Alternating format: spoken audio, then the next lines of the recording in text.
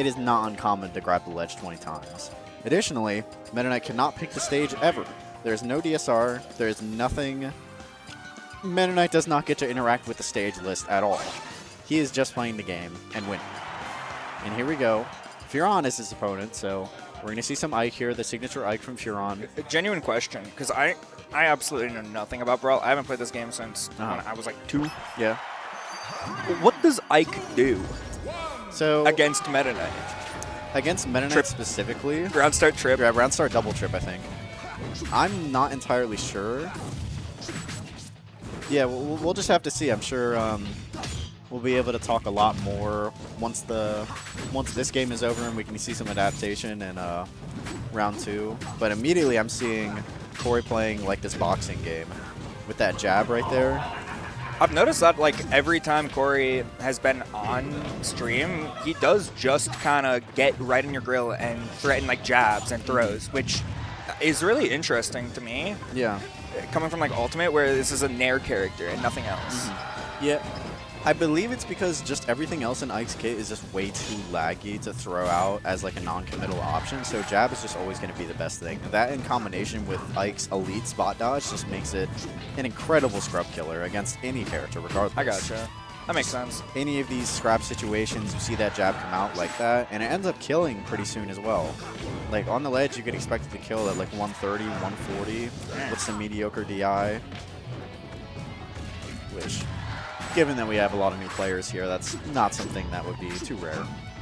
But yeah, we just see this boxing game here from Corey, and then you see Cole responding by playing at a pretty longer range and threatening these burst options. But the back air takes the first stock right there. Corey's locked in. Corey is Furon for the viewers at home. And Cole is Quickslowdown, the Meta Knight player. The stinky poo-poo Meta Knight player. Absolutely hateful character. Yes. He's a very funny character. They put him in the game, and they did not play test him. It's great. Yeah. Well, he's like the only character in the game that can glide twice, right? I believe so, yeah. Yeah, because he can do... Because he has his up B. Yeah. Put it in the game. It's finished. Ship it. So his up B is programmed a different way from normal glides. So the limit put on doing a glide does not apply to his up B. So he can glide and then use his 5 jumps, you know. He needs to, cry about his up B, yeah. Cry about and then he can edge cancel the up B attack, so there's no landing lag on it. That's great. And you can't challenge him because the ender on that up B just tramples over any button that you press. Because they programmed it in a way to where it just has priority over everything. That forward air, though, alongside the jab, back air and forward air seems to be very powerful moves from Ike, or at least Corey seems to be getting a lot of mileage out of them. Yeah, he is really just running a very simple, like one layer game plan that is incredibly effective so far. Yeah. Oh, never mind. Unfortunate SD there. I think that's the first SD Corey's had today, at least from what I've seen. And I've been commentating. I think I've commentated 2 of the sets so far, and I played against him once. So we have seen. I've seen most of his run, and that's the first one I've seen. But yeah. That's unfortunate. And another SD right there, but the difference with that one is it wasn't at 0. That was a 150 SD. Cole right there was on his last leg, regardless. A greedy recovery right there from Furon, but he does not get punished for it. And an insane reverse hit forward smash right there with some bad DI from Cole's side, but oh my, that's not what you want to see. That was very winnable too. Just got lost in the sauce right there, you know. Yeah, ever so slightly too far below the stage. And of course we saw Corey going for that edge guard right there. I mean, you need to go for those greedy options against Meta Knight because, of course, otherwise you're going to keep him alive for 180%. And if you give him 1 inch, you give him that 1 F tilt, you know, it could be very bad. Straight into game 2 right here, though. Immediately seeing these jabs, just it's like a rock, paper, scissors thing. Cole's dash attack, Cole's F tilt versus Furon's spot dodges, jabs, and forward airs. Just a game of... you know, guessing. Yeah, it's fundies. Yeah, right. That's all that's being played here is fundies. There's honestly, when I think of Meta Knight, I think of a lot of like aerial camping. Like in this situation, I would genuinely see just from what I've seen a lot more Meta Knights choose to just be like, okay, I'm going to just stay away. You can't chase me. Yeah, just playing more so mid-range. Not so much hard camping, but like mid-range poking with these safe burst options. Which, is that optimal? It's debatable, but it's definitely fun to watch. it is uncommon and fun to watch. Yeah. I Most wonder of how the much of time. that comes from like him being like a Falco player and like, Yeah. like in every other game and like a Captain Falcon player. Right, right. Yeah, that would explain a lot of Cole's playstyle for sure. Because he plays a lot of characters that do that sort of thing where you're playing in the mid-range and you're walking up with these strong kill options like that, like down smash right there from Meta Knight, you know? Comparing that to a character like, you know, Melee Falcon, you're playing in that mid-range with like your nairs and then you're walking up and you're using a strong kill option like a short hop knee or a short hop stomp. Like it's a similar playstyle. Except it's minus the speed and those other options that Falcon has. But that very specific setup that Cole likes to run, where he's baiting these brawling options just to play in the mid-range a little bit more. Great job there. It's starting to get staled a little bit, though. We're going to have to see how Furon closes this out. Rolling back to center. Great opening here from Cole, but the air dodge gets Corey out of it. Greedy grab right there. Corey always demonstrating the spot dodge, so I'm curious what Cole's intention there was with the grab right there. Jab right there goes unpunished. An interesting double jump on top of Cole's shield right there.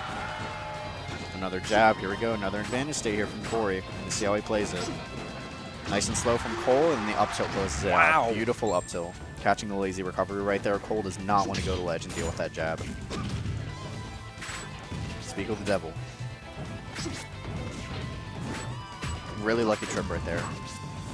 And some up airs. Nice advantage stay from Cole. Stuck on top of top plat. Horrible situation to be in against Meta Knight. Being stuck on a platform, especially in a game like this where platform movement is very limited. But Corey ends up getting out and starting his offense right here. Getting these jabs. Nice back air. Catching that lazy recovery again. Cole has to go to ledge or go high. Landing on top of Ike is extremely dangerous in every game, but for different reasons, which is interesting. Like in this game, you have to be wary of him calling out your landing option and just jumping up there with a forward air or back air. Whereas in other games, he has different options, but it all translates to like the same strength, right? Catching landings. Great back air there again. Cole getting very impatient here. You can see in the player cam there. You know, I hate it when commentators do that, but it's hard not to. Yeah. Because you can see it. Yeah, it's hard to not just like look over. Yeah, yeah. And point it out as well. Great SDI on that jab right there. Corey getting off of the ledge with a nice dash attack. Misses the punish on Cole's dash attack right there, but ends up getting it anyways, punishing the spot dodge followed up afterwards. But fortunate SD right there.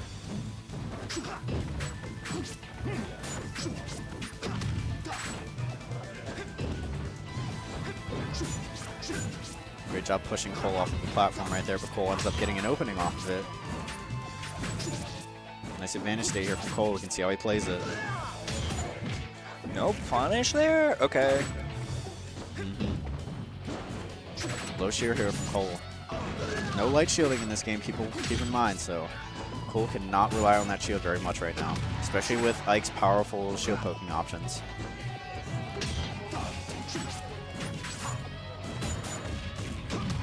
We're starting to see a little bit of SDI demonstrated from Cole here, SDIing out of those jabs. If I had to imagine, that is the counterplay right there, but so many people here today just are not prepared to present that counterplay. Especially since I'm sure, I mean, there's a huge SDR flow chart about it, like depending on where you get hit by the jab 1 versus the jab 2 and what character you're playing, that kind of thing. So, but seeing it at all is great right there. Great forward air. Is Closing this out game 2 a right there. first to 2 or first to 3? I believe this is first to 3 because it is winner's semis. I gotcha. Which I believe is top 6, right? Traditionally, Yes. I think so. Yes, that'll be top 6. Mm-hmm.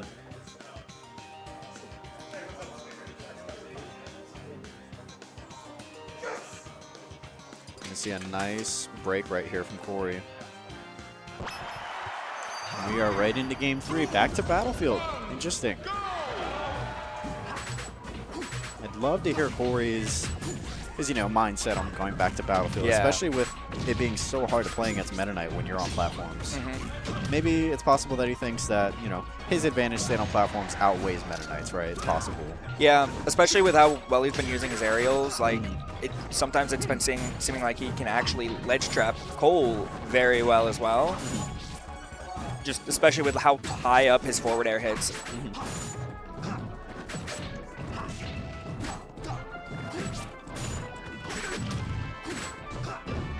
Seeing a lot more of an aggressive playstyle from Cole. Usually Cole, in those first 2 games, would go in with that burst option and then disengage entirely. But now we see him staying in, using those jabs, forward tilts, down smashes, as soon as that dash attack either whiffs or hits shield. Just practicing that Abare. So powerful. And a bad recovery for Furon right there means a stock for Cole.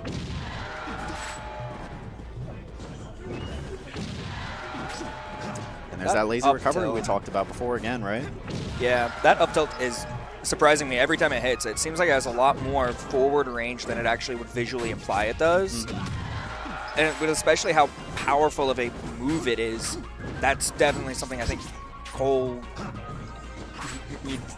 you said it earlier, he's got to start recovering a little higher. Yeah. Just to get away from it. Yeah. There's a couple options Cole has, especially being Meta Knight, but even normal characters have options that aren't just landing on Ike. That is always going to be the worst option. Yeah. Because seeing as how Ike is such a slow character, the only way he's going to catch you if you go and glide to center stage is with a dash attack, which is a very committal option. Yeah, just, you don't even need the perfect shield that. You can just get a punish. And now that I'm thinking about it, Meta Knight has options to land on top of Ike. He has neutral B. I have not seen any neutral Bs this Oh my god, you're right! Yeah, I have not seen...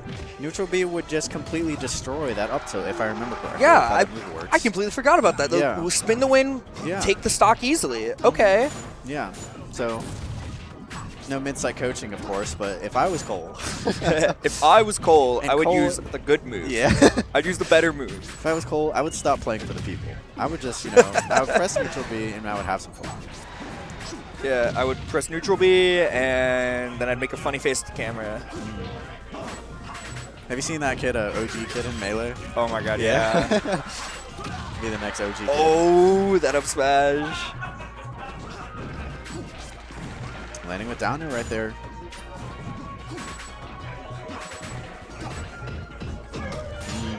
Cole not playing his grounded anymore, so now he's giving up that free space. Every time he goes for a full hop in that situation, Meta Knight is stubby enough with those back airs and forward airs that Ike can actually get a little bit of space off of it, either walking forward or running forward.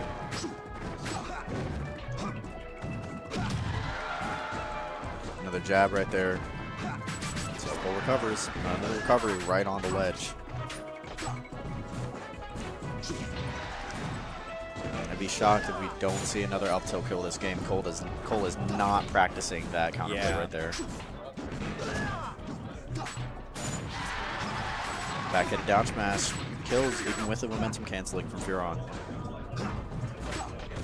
If you didn't know, getting knocked back, if you use an aerial in this game, it kills most of, if not all of your momentum, depending on the characters. You have characters like Sheik and Meta Knight where their normal aerial speed is so low when they're doing an aerial that it completely kills their momentum when they're being hit by a kill move. I don't know that.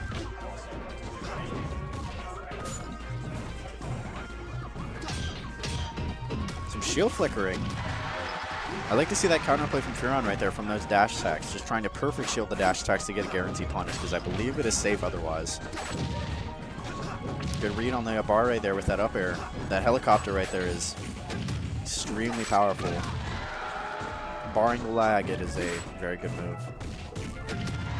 The jab catching the landing. We can see Cole getting a little frustrated right here. Finally going to ledge though. We love to see that. The amount of times that Furon has just been sitting like at roll range and pressing jab and having it covered literally every option other than like jump is blowing my mind. Like we just saw it hit backwards and then still give him a confirm into another jab after he turned around. It's such a shockingly big jab. It is. And I am starting to really understand why Corey has built a game plan around it. Oh, was that only best of 2 or best of 3?